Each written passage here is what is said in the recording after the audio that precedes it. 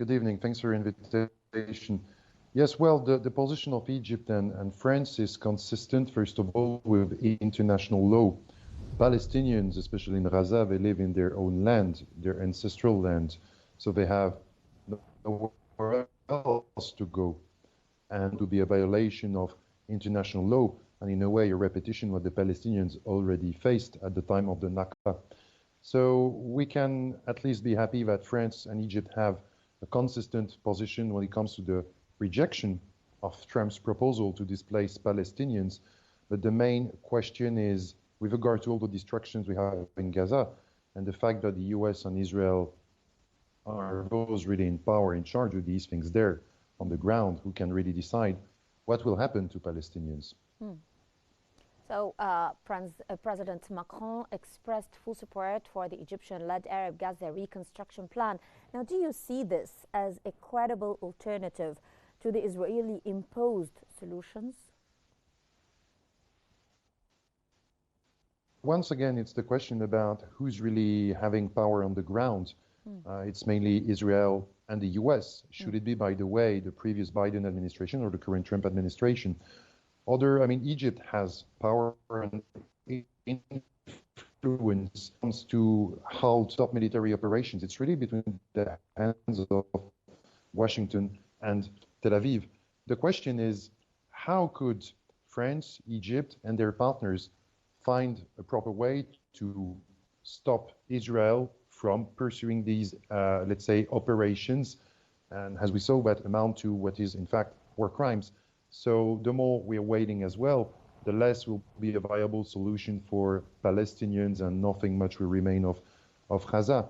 So once again, the position of France, Egypt is totally relevant, but do they have enough gravitas to impose their views to the US and Israel? That's a question, and maybe it could be possible with big powers like China, Russia as well, because Russia was played an instrumental role with regard to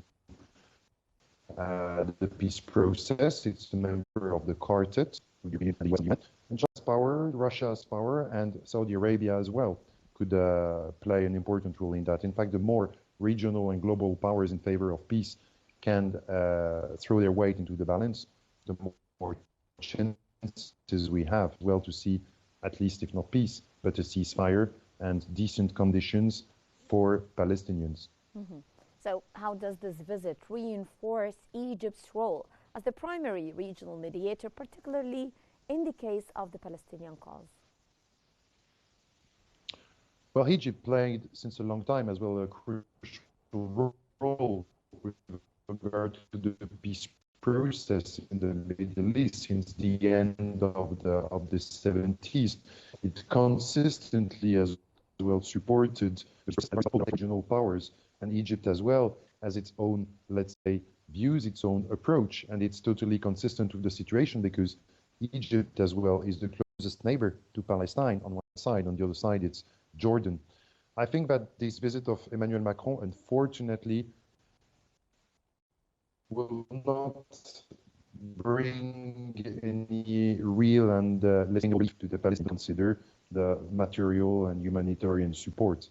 But when it comes to the ceasefire and these solutions, I don't think France will be enough. But at least Emmanuel Macron's visit can support as well the position of the Egyptian government.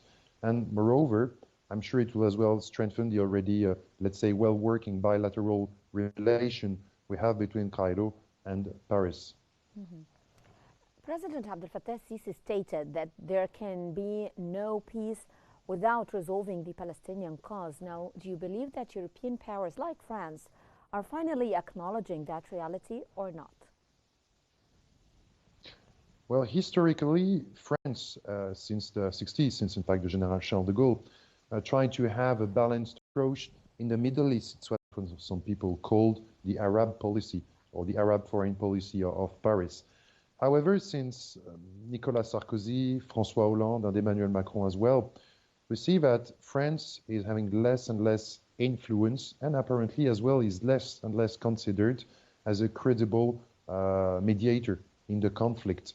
I mean, Arab states still enjoy good relations with France. France is still supporting various bilateral relation between Paris and Tel Aviv. France is not really opposing what Israel is doing for more than a year now. Sure, we can hear from time to time some condemnations in Paris or some politicians being more vocal and trying to find a real balance in order to put all these belligerents on the same table. No, France has definitely lost the influence it enjoyed in the last decades, like under President Chirac, for example. So France is trying to strike a balance. It's neither fully supporting nor fully opposing what's going on in Gaza, right? Yes, well, historically speaking, France had this balanced approach. But if we look at the last, in fact, the statements from the French government, from President Macron, but as well from the head of the parliament over a year, there was no real condemnation of Israel's policy. And when the question was raised whether Mr. Netanyahu would be arrested if he would come to France, well, most statements from governmental officials or the heads of the parliament were very ambiguous and showed, in fact, that nothing would be done against Mr. Netanyahu in this case. So that's why I guess as well in many Arab capital cities in the Middle East, we consider that France will be, in fact, less able to pressurize Israel because France is, in a way, seen as siding with Israel, or at the very least, not opposing its policy in Gaza. President Abdel Fattah el-Sisi and French President Emmanuel Macron also discussed Lebanon and Syria. How significant is it that these files are now being tied directly to Gaza's fate? Well, other regional problems or conflicts were always, in a way or another, historically speaking as well, tied directly or indirectly to the Israeli-Palestinian conflict. Now, if we talk about the Syrian conflict, I don't think there are real common views between Paris and Egypt. Egypt was quite cautious and wary with regard to radical change in Syria, since in fact the beginning of the Arab Spring, consistently supported the Free Syrian Army and other factions of the Syrian opposition, including, according to some researchers, including groups like Jabhat al-Nusra. And recently, after the fall of the government of President Assad and the takeover of Mr. al-Shara, what we saw is rather a very, let's say, benevolent attitude from France towards the new Damascus. There were even proposals to invite Mr. Shara in Brussels or in Paris, and I don't think this view is shared in Cairo. When it comes to Lebanon, Cairo and Paris may share as well common concerns, but I'm not sure they necessarily have the same views with regard to what should happen in the future for Lebanon.